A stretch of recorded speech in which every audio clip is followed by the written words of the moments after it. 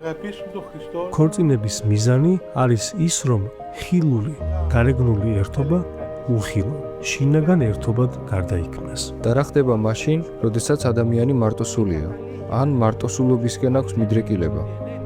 ქორწინებაში თუ ამას ვერ დაძლევ, სისხლისგან დაიცლები. ეს ერთობა სისხლისგან დაიცლება. სულიწმინდის მოქმედებას ადამიანის მთელი არსება განიცდის. თუმცა უმთავრესად კი გული.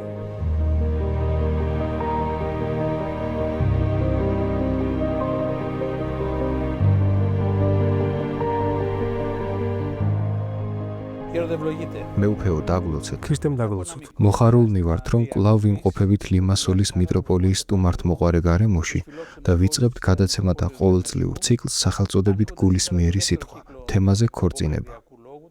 თავიდანვე ვიფიქრე, რომ ეს გადაცემა და შესაძლოა შემდეგიც შესავლის ხასიათის ყოფილიყო, რათა ჩვენი საუბრების გასაგრძელებლად საფუძველი გქონოდა. ვინაიდან ქორწინების საიდუმლოებაზე ვსაუბრობთ, გთხოვთ, უპირველეს ყოვლისა შესავლის სახით გვითხრათ, რა არის ეკლესიის საიდუმლოებები. სამწუხაროდ ბევრმა ადამიანმა და მათ შორის იმ ადამიანებმაც, რომლებიც ეკლესიის წიაღში იმყოფებიან, არ იციან რა არის ეკლესიის საიდუმლოებები. სულ მცირე ყველა საიდუმლოების შესახებ სიღრმისეულად მაინც არ იციან. დიდი მადლობა და ვისურვებდი, რომ ღმერთმა აკურთხოს თქვენი ეს წამოწყება ჩვენი ძმების სულიერ სარგებლისთვის და ჩვენი უფლის იესო ქრისტეს სადიდებლად. ეკლესიაში მრავალი საიდუმლოებაა და არა მხოლოდ 7. ჩვენი მართლმადიდებლური ტრადიცია და სწავლება ეკლესიის საიდუმლოებების რიცხვს 7-ით არ შემოსაზღვრავს, როგორც ეს დასავლეთში მოხდა სქოლასტიკური ფორმით.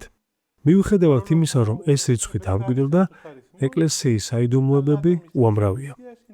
ისევე როგორც მრავალსახოვანია სულიწმინდის მოქმედება. ღვთისა და ჩვენი ეკლესიის უამრავ საიდუმლოებათაგან ერთ-ერთს გვირგვინის დადგმის საიდუმლოება წარმოადგენს. სინამდვილეში ეკლესია მას ქორწინებას კი არ უწოდებს, არამედ გვირგვინის დადგმის საიდუმლოებას. ეს იმას ნიშნავს, რომ ეკლესია გვირგვინს ადგამს ორ ადამიანს და ისინი ერთიანდებიან ცოლ-მქრობის განუყოფელი ერთობით. და ღვთის მადლით ორივეს ჩვენი უფლის იესო ქრისტეს სიყვარულის თანაზიარებისკენ მიუძღვის. აი ასეთი დიდებულია ეს საიდუმლოება. ქორწინებად იწოდება ქალისა და მამაკაცის სულიერ სხეულებრივი ერთობა. რათა სიყვარულითა და ურთიერთდამტევნელობით შეერთებულებმა შეიყვარონ ქრისტე და შეუერთდნენ მას. შეიძლება ითქვას, რომ ქორწინების მიზანი არის ის, რომ ხილული, გარეგნული ერთობა უხილო, შინაგან ერთობად გარდაიქმნას. ანუ მეორე ადამიანის სიყვარული ქრისტეს სიყვარულის თანაზიარებაში გადაიზარდოს. კვლავ დაუბრუნდები საიდუმლოების ცნებას. რატომ ეწოდება მათ საიდუმლოება და რა არის მათი მიზანი? ამ სიტყვას ბერძნულ ფილოსოფიასა და ლიტერატურაში ძალიან ღრმა ისტორია აქვს. საიდუმლოებას წარმოადგენს ის, რასაც ადამიანი რაიმეს ცოდნამდე მიჰყავს. სხვადასხვა პროცესის მეშვეობით მას უფრო დიდი სულიერი ცოდნისკენ მიუძღვის. და ჩვენთვის ხილულად აღსრულებულ საიდუმლოებას სულიწმინდის შინაგან შეგრძნებამდე მივყავართ. ამგვარად, ეკლესიის საიდუმლოებანი ადამიანს მიუძღვიან ქრისტეს მიერ რეალობაში, რომელიც ერთდროულად ხილულიცაა და უხილავიც. ხილულია იმიტომ, რომ ხილული გამოვლინება აქვს. და უხილავია იმიტომ, რომ ამ საიდუმლოების ჭეშმარიტი აღსრულებელი სულიწმინდის მადლი ხორციელი თვალისთვისაც უხილავია. მაშასადამე ეკლესიის საიდუმლოებები ყველა ქრისტიანისთვისაა აუცილებელი და თუ ასეა, რატომ? აუცილებელია, ვინაიდან მათ მიერ გვენიჭება სულიწმინდის მადლი, რომელიც განწმენს და განაღმრთობს ადამიანს. ადამიანის ცხოვრება არ არის მხოლოდ რაღაც გარეგნული მცდელობების ან შინაგანი პროცესების ერთობლიობა. აუცილებელია ცოცხალი ღმერთის ყოფობა. სწორედ საიდუმლოებაა ის უხილავი არხი, რომელიც ადამიანს ზეცასთან აკავშირებს და ადამიანურ ძალისხმევას საღმრთო მადლით სრულყოფს.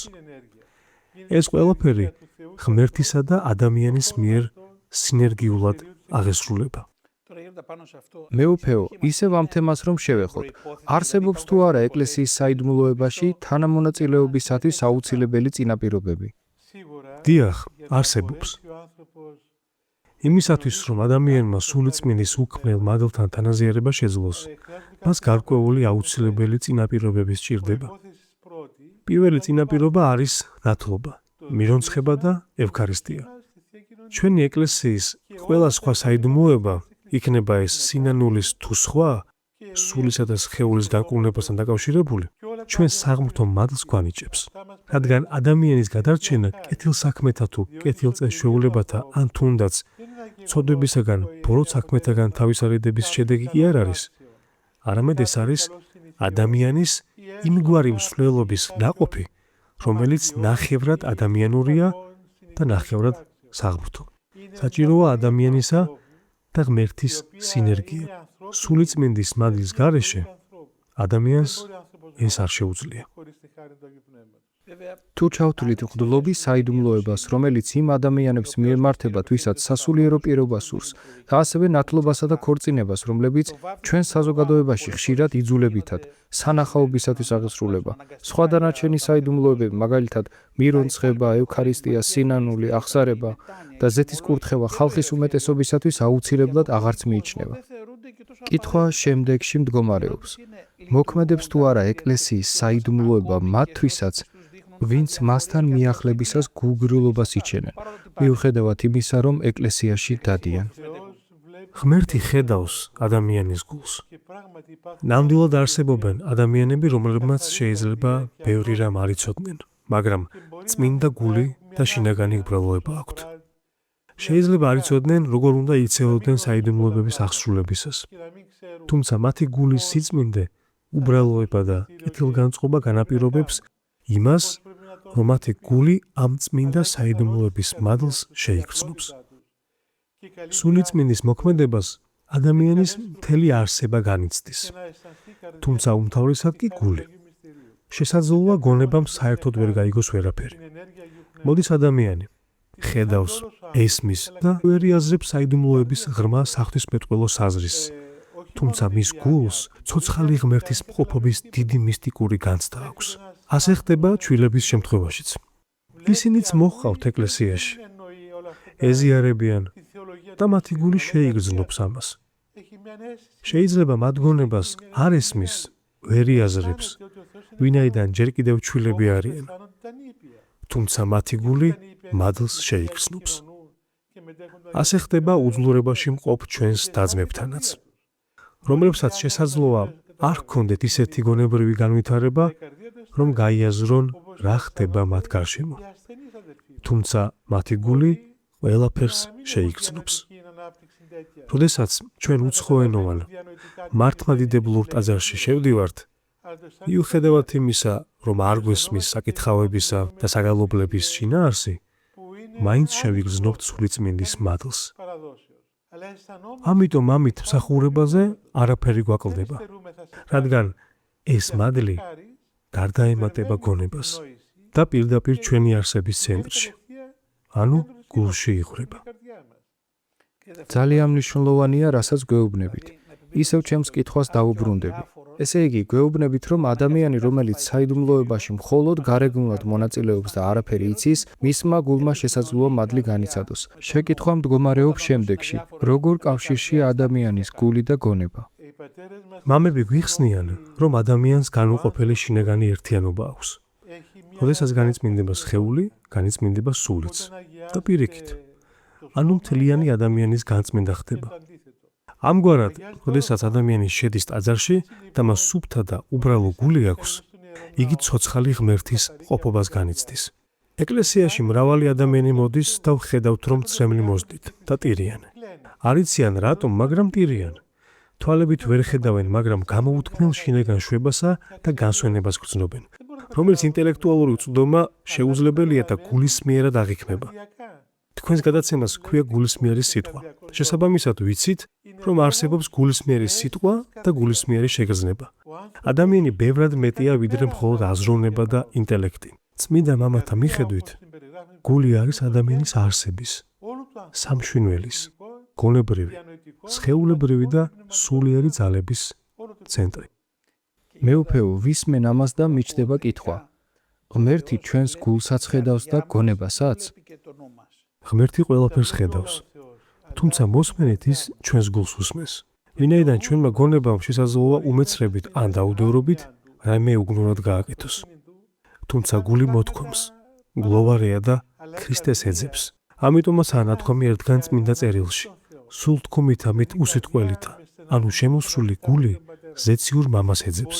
ადამიანი შეიძლება ყველაფერს აკეთებდეს იმისათვის, რომ ღმერთს დასილდეს. თუმცა გული ყოველთვის ეძებს თავის შემოქმედ, ზეციურ მამას. მაშინ გამოდის, რომ ადამიანში ყველაზე დიდი წონა გულსა აქვს. დიახ, გულია სიმძიმის ცენტრი. ამიტომაც ამბობს ქრისტე. ნეტარიყვნენ წმინდანი გულითა, რამე თუ მათ ღმერთი იღილონ. არ ამბობს ნეტარიყვნენ წმინდანი გონებითა, არამედ წმინდანი გულითაო. ასევე ამბობს, რომ გულისაგან გამოდის ფოროდის რახვები. გონება მხოლოდ ერთი ნაწილია ადამიანისა, ხოლო გული ადამიანის ცენტრია. ერთ თემას შევეხები, რომელზეც წინა გადაცემებშიც გვისაუბრია. ძალიან სურს განგვიმარტოთ კიდევ ერთხელ ქორწინების შესახებ სად უნდა შეიმეცნოს ყველაზე მეტი ადამიანმა. ეს ბავშვობაში უნდა მოხდეს იმ ოჯახში, რომელშიც იზრდება, ეკლესიაში თუ უბრალოდ პირადი ინტერესით გამოიკვლიოს. როგორ უნდა გავიგოთ ეს, ვისაც სურს რომ ეს იცოდეს, როგორ მოიქცეს? ბევრ ადამიანს აქვს მაძიებლობაც და კარგი განწყობაც. ზოგიერთზე წმინდა პაისი ამბობდა, კარგი განწყობის ადამიანია, თუმცა თავზე ებნევა და არ იცის, რას ეძებს მისი გულიო. ღმერთი ხედავს და უსმენს ადამიანის გულსა და გონებას. გონება შეიძლება თავისას საუბრობდეს, ხოლო გული თავისას. ეკლესიის წიაღში ადამიანი გულის მიერად მოქმედებას სწავლობს. ანუ სრული ადამიანი უნდა ეძებდეს ზეციურ მამას. საიდუმლოება სწორედ ის სივრცეა, სადაც ღმერთი საკუთარ თავს აცხადებს, როგორც ცხვენს ადამიანის მიმართ. ამ დროს ადამიანი აცნობიერებს, რომ ღმერთი არა მხოლოდ საკუთარ თავს აძლევს, არამედ თავის წიაღში იღებს, განწმენს, აკურთხებს და საკუთარ შვილად აქცევს მას. გადაცემათა ამ ციკლის შესახებ თქვით, რომ წინდობისა და გვირგვინის დადგმის მსახურებებით დაწყებული ქორწინების საკითხს სრულად განვიხილავდით. მაშასა და მე მოდის წყვილი და გადაწყვეტილი აქვთ, რომ დაქორწინდნენ. ჩემი შეკითხვაა, რას ეტყოდით მათ? რას ნიშნავს ქორწინება? უპირველესად ყოვლისა, ძალიან მნიშვნელოვანი აღინიშნოს, რომ ქორწინებას აქვს ერთი არსებითი მიზანი. ადამიანის ერთობა ზეციურ მამასთან. ეს არის ღმერთის სიყვარულის მარადიული გვირგვინი. ქორწინება წარმოადგენს საშუალებას, რომელსაც ქრისტესთან ერთობამდე მივყავართ.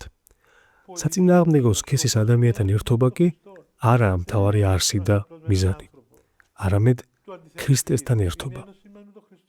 ამგვარად ქორწინება არ უნდა იქნას განხილული მხოლოდ პირადი სარგებლობისა და ეგოისტური ბედნიერებისთვის. არ უნდა მიაჩნდეთ, რომ ახლა დავქორწინდები და ბედნიერი და გახარებული ვიქნები და ყველაფერი კარგად მექნება. ვინაიდან ესეც ადამიანური სიზუსტეა.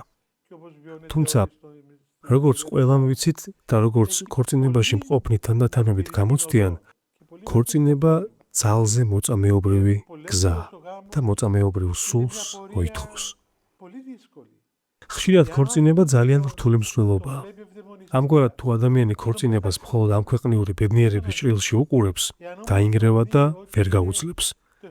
თუმცა თუ იგი მას ქრისტესთან ყოფნის საშუალებად მიიჩნევს, მაშინ მოთმინებასაც შეძლებს და მეორე ადამიანთა ქორწინებაში ქრისტესთან მარადიულ ქორწინებას განჭვრეტს. ესაა მთავარი მიზანი, რომ აღსრულდეს მარადიული ქორწინება, რომლის სიძეც ქრისტეა. მეუფეო, როგორც მესმის, ესაა საბოლოო მიზანი. ზუსტად, თუმცა არსებობს ასევე საბოლოო მიზნამდე მიღწევის პროცესიც. რას იძენს წყვილი ამ პროცესში? იმას, რასაც მონოზონი იძენს. ადამიანი იმისთვის კი არ ხდება მონოზონი, რომ მთებში იცხოვროს, საძმოსთან ერთად ჭამოს, ეკლესიაში იაროს და მონოზნობის ყველა სქემა შეიმოსოს. არამედ მისი მიზანი ქრისტესთან მარადიული ქორწინებაა. იგივე მიზანი აქვს დაოჯახებულსაც. ანუ მათ საერთო მიზანი აქვთ. ცხოვრების მსვლელობაში თანდათანობით ყველაფერს გააცნობიერებს. სასიხარულოსაც, უსიამოვნოსაც, გასაჭირსაც, წარმატებასაც და წარუმატებლობასაც. იგი ამ ყველაფერს თავისი ცხოვრების მთავარი მიზნის, მარადისობის პერსპექტივაში განიხილავს. ქორწინების მსვლელობა მარადიულ განზომილებას მოიცავს. ადამიანს მოთმინებაც უნდა ჰქონდეს. ამიტომაც გვირგვინის დადგმის მსახურების საიდუმლოებაში ხედავთ, რომ არსებობს განსაკუთრებული მოქმედება. ეს არის წრიული მსვლელობა. როდესაც ვგალობთ, წმინდანო მოწამენო, რომელთა კეთილად იღვაწეთ. ეს იმის საჩვენებლადაა, რომ ქორწინება მოწამეობრივი მსვლელობაა. გალობთ მოწამეთა ტროპარებს. ქორწინების თვითმიზანი არ არის ამ ქვეყნიური სიამოვნება. მაშა სადამე, იმ ყველაფრის თანახმად, რაც გითხარით, ქორწინების მიზანი სასუფეველია. შეიგრძნობს თუ არა ამ ყველაფერს წყვილი? დიახ, გვირგვინის დადგმის მსახურებისას წყვილი ქრისტესგან იღებს კურთხევას და საიდუმლოებრივად ხდება მამაკაცისა და ქალის შეერთება ცოლ-ქმრად. მას შემდეგ ეს ადამიანები ღვთისაგან იღებენ ყველაფერს, რაც ამ მსვლელობისთვის სჭირდებათ.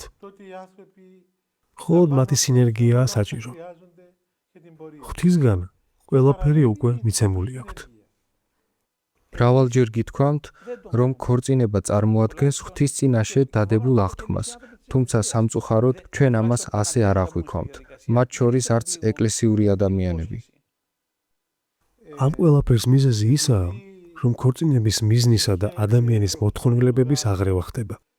ადამიანს სურს, რომ სხვა ადამიანთან ურთიერთობდეს, დაძლიოს მარტოობა, დაიკმაყოფილოს ხორციელი სურვილები, ჰყავდეს შთამომავლობა და ასე შემდეგ. ეს ყველაფერი კურთხეულია, კარგი და გასაგებია. თუმცა ეს საკითხები ადამიანის გულში გარკვეულ ადგილს იკავებენ. შესაბამისად, ზოგჯერ ამ გზაზე ვიკარგებით და ნამდვილ მიზანს ვხვდებით. ამიტომაც ეკლესია ყოველთვის უნდა აკეთებდეს აქცენტს ქორწინების ნამდვილ მიზანზე. მონაზვნობაში შეიძლება დაიკარგო. ეს მაშინ მოხდება, როცა მონაზონი გახდები იმისთვის, რომ კარგად იყო მონასტერში, დატკბე ბუნების სილამაზით და მონაზვნური ცხოვრების გარეგნული მხარით. როცა მონაზვნულ ღვაწლს შეუდგები, დაგეწყება ბრძოლა და დაინახავ მონაზვნობის სხვა მხარეს. შეიძლება იმედგაცრუების მძაფრი განცდას დაგეუფლოს, ხნეობაც დაკარგო და მკაცრი რეალობის შეგრძნება გაგიჩნდეს. იგივე შეიძლება მოხდეს ქორწინებაშიც. შევდივარ ქორწინებაში და მგონია, რომ ჩემს გვერდით მყოფი ადამიანი ანგელოზია. შემდეგ კი ეს ანგელოზი ჩემს მტანჯველად და ჩემთვის ზედმეტ ტვირთად იქცევა.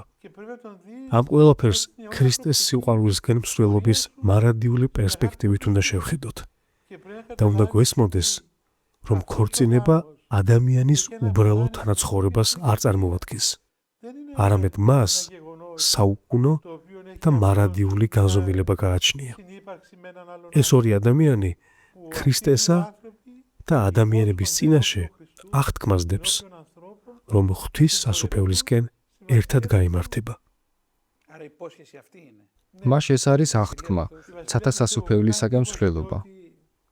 დიახ, განვიცდი, როდესაც ქორწინებით გატანჯულ დაღლილი ახალგაზრდა ქრისტიანები მოდიან ჩემთან ეკლესიაში. მე მათ ვეუბნები, აქ რომ ქრისტე ყოფილიყო და შენთვის ეთქვა, რომ მინდა ეს ადამიანი შენი ცოლი, ან შენი ქმარი ჩემს სასუფეველში შეიყვანო და შენ პირობა მიგეცა ქრისტესთვის, რომ შეიყვან. როგორღა გექნებოდა შემდგომში იმის კადნიერება, რომ უარი გეთქვა შენს პირობაზე მეთქი. თუნდაც მე ხომ მონაზონი ვარ და აღკვეცისას მუდელმა მკითხა, დარჩები მონასტერში და გააგრძელებ მოღვაწეობას შენს უკანასკენ აღმოსუნთქვამდე.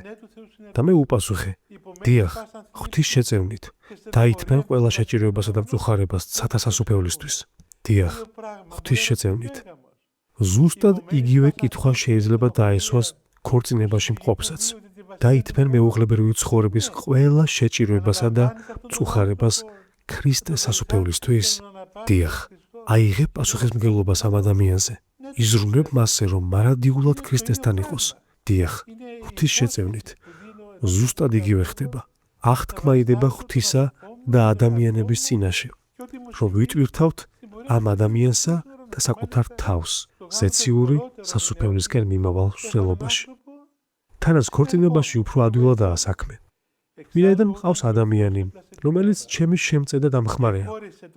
როდესაც ღმერთმა ევა შექმნა და პირველი ადამიანი ერთი მთლიანობიდან ორად განყო, შექმნა დედაკაცი და თქვა: გავუჩინოთ ადამიანს შემწე მისი შესაფერისი. ანუ იგი მის შემწედ შექმნა. სახლის დაგვასა და მოწმინდაში დასახმარებლად კი არა, არამედ ქრისტეს სასუფევლომდე მისვლაში შესაწევნელად. ევას შექმნას მარადიული პერსპექტივა ჰქონდა. იგი იმისთვის შეიქმნა, რომ ადამიანს სასუფევლომდე მისვლაში დახმარებოდა. ამაშია მეუღლეობის მთავარი დანიშნულება. ეს აღთქმა, რომელზეც ისაუბრეთ, რომ ჩემს მეუღლესთან ერთად, ჩემს მეორე ნახევართან ერთად წარმართო ეს მსვლელობა, თუ სწორად გავიგეთ, ჩვენს ცხოვრებაში ძალიან მნიშვნელოვანია, თუ ყველაზე მნიშვნელოვანი არა. იმისათვის, რომ ეს აღთქმა დაცულ იქნას, ურთიერთობაა საჭირო, პირველ ყოვლისა ღმერთთან. ამ შემთხვევაში, როგორი უნდა იყოს ღმერთთან ეს ურთიერთობა? როგორც ჩვენმა ქრისტემ გითხრა, რომელ საჰნებავს შემოდგომად ჩემდა, უარ ყავ თავი თვისი და აღიღენ ჯვარი თვისი და შემომიდეგინ მე. ასევეა ქორწინების შემთხვევაშიც. ვისაც ქორწინებაში შესვლა სურს, უნდა უარყოს საკუთარი თავი, იტვირთოს თავისი მეუღლე და შეუდგეს ქრისტეს. ანუ უნდა უარყოთ ჩვენი ანგარება, გამოვიდეთ საკუთარი თავიდან და თავი მიუძღვნათ ჩვენს მოყვას, რომელიც ამ შემთხვევაში ჩვენი მეუღლეა. შემდეგ კი ორივე ერთად უნდა მიუძღვნან თავის შვილებს და საზოგადოებას. ხოლო შვილები და მეუღლე არ კმარა. ჩვენს ირგვლივ მრავალი ადამიანი ცხოვრობს.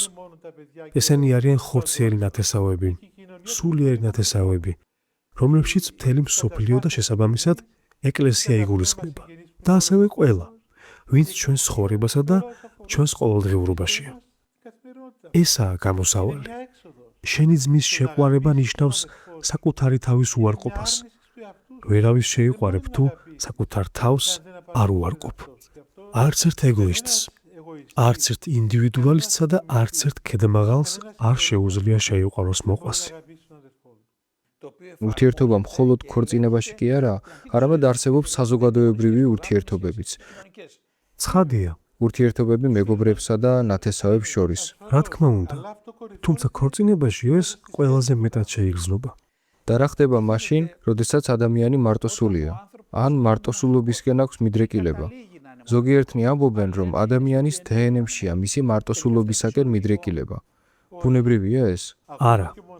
თვით განდეგილიც კი, რომელიც მღვიმეებსა და უდაბნოში ცხოვრობს, არ არის მარტოსული.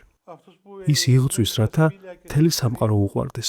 როდესაც მამა იოსებთან ერთად ინგლისში წავედით და წმინდა იოანე ნათლისმცემლის მონასტერში წმინდა სოფრონის შევხვდით, მან თქვა: დავწმუნდი, რომ სილუანისეული ქრისტეს გამოცდილება მართლაც ავთენტური და ჭეშმარიტია. ვინაიდან როგორც კი წმინდა სილუანემ ქრისტე იხილა, მის გულში მყისიერად იშვა სიყვარული მთელი სამყაროს მიმართო.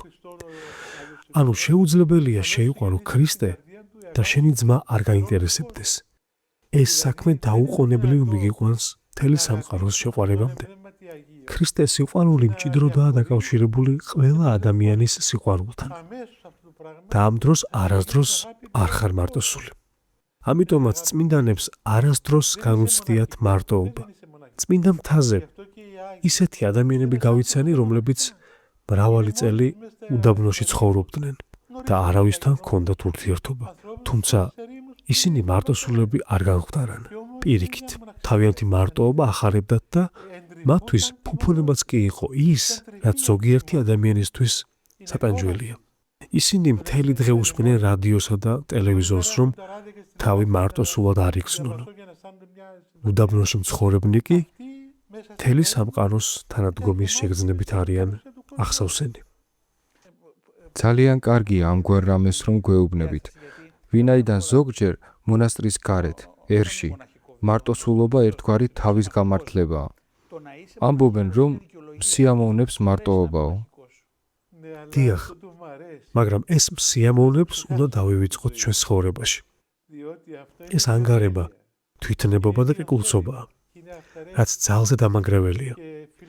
ამიტომაც ეკლესია ასკეტური ღვაწლის მეშვეობით, მარხვით, მოწყალებით, ორჩილებით კლავს იმას, რაც ჩვენ სასიკვდილოდ გვაზიანებს. უნდა დასრულდეს ეს მდგომარეობა, როდესაც ვამბობთ მე ასე სიამოვნებს. და გადავერთოთ ისეთ შეგრძნებაზე, რომელიც სულიერ სარგებელს გვანიჭებს. არ შეიძლება ცოდვა მოგწონდეს. ჩვენ უბრალოდ გგონია, რომ გვსიამოვნებს. ალკოჰოლზე დამოკიდებულ ადამიანს გგონია, რომ სიამოვნებს, როდესაც სვამს. ასევე ნარკოტიკზე დამოკიდებულ ადამიანსაც, როცა ნარკოტიკს იღებს, მათ გგონიათ, რომ ეს სიამოვნებთ. თუმცა სინამდვილეში ეს ყველაფერი დამანგრეველია. შეიძლება გაბრუნდეს და მოეჩვენოს, რომ ახლა ვსვამ და კარგად ვგრძნობ თავს. თუმცა რეალურად უბსკრულშია ჩავარდნილი. ასევე ის ადამიანის, რომელიც იმას აკეთებს, რაც თითქოს სიამოვნებს, შესაძლოა იყოს სიამოვნების უთრობაში და იგონოს, რომ აკეთებს იმას, რაც მოსწონს. თუმცა არსებითად იგი ანგარებისა და მარტოობის უბსკულშია და საკუთარ თავს სამწუხაროდ ანადგურებს. ეს ფრაზა მე ასე სიამოვნებს ქორწინებაში არსებობს?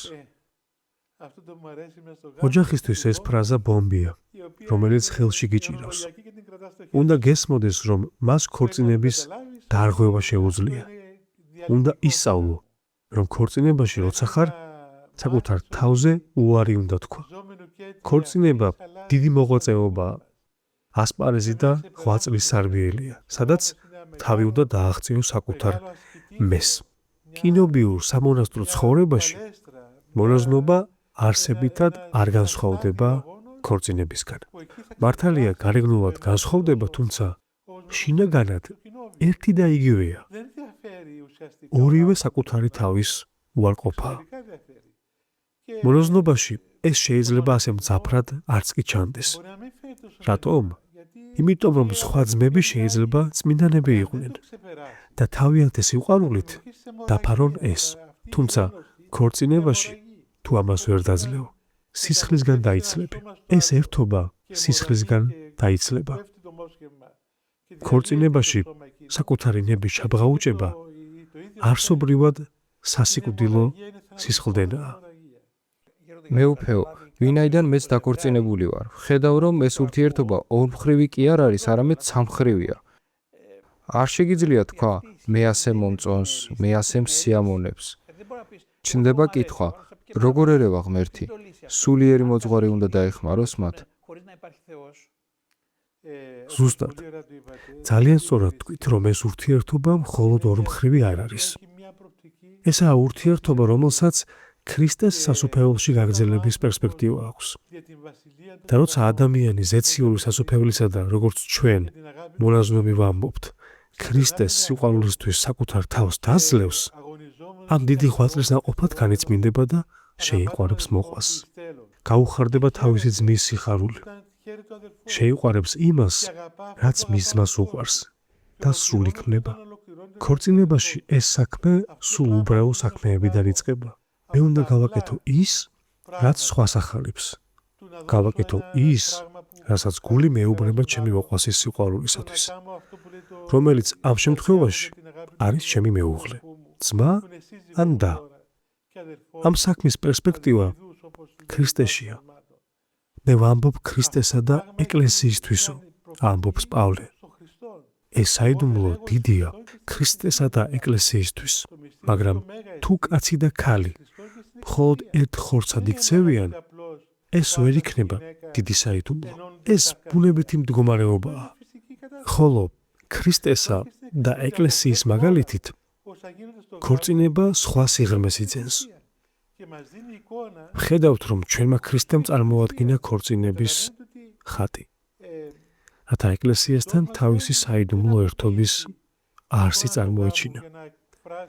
როგორც ქრისტემ განწმინდა ეკლესია, ასე უნდა მივიღოთ ჩვენი მოყვასიც და მეუღლეც და ერთად შევუდგეთ მსვლელობას ქრისტეს სასუფევლისკენ. ამ გზის საბოლოო მიზანი ძალიან დიდია. მეუფეო, გონი ძალიან მნიშვნელოვანი და ვრცელი თავი დავიწყეთ. ამ ციკლის დაწყებამდე ბევრმა მკითხა და აქვე ვიტყვი, რომ ეს გადაცემები დააინტერესებს როგორც იმ ადამიანებს, ვინც ახლა ქორწინდება, ასევე მათაც, ვისაც აქამდე აზრადაც არ ქონია დაოჯახება და ასევე იმ ადამიანებსაც, ვინც დაქორწინებულია და ოჯახი ჰყავს. ეს ძალიან მნიშვნელოვანია. ვასრულებთ ჩვენს პირველ გადაცემას და უკვე მოუთმენლად ველოდები გაგრძელებას შემდეგ კვირაში. ღვთის შეწევნით. დიდი მადლობა.